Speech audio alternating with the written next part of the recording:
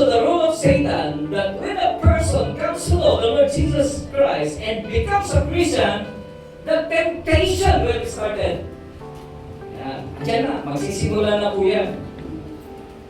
Na kayo ay tutoksuhin para pag bumagsak kayo, nakaprograma na ang gagawin ninyo. Ganito lang naman eh.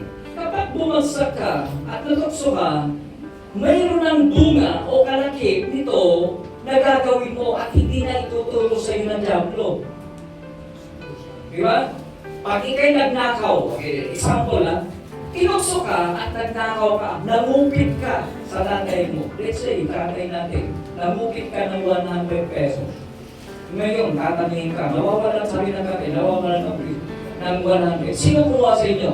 Ang isusunod na instant na hindi tinuturo ng diablo, pagsisinungaling. Right. Hindi tinuturo ng diablo yan kasi nakuha ka na yan, na nagkasala ka na, at ang root ng kasalanan ay sunod-sunod na yan. Right. Yan. Andiyan na yan. Pagsisinungaling, tapos niyan, pag nalampasan mo yung kasinungaling, ulitin-uli yun. Dahil nasimulan mo na. Tandaan mo lang, ang ginagawa ng diablo, first step lang po.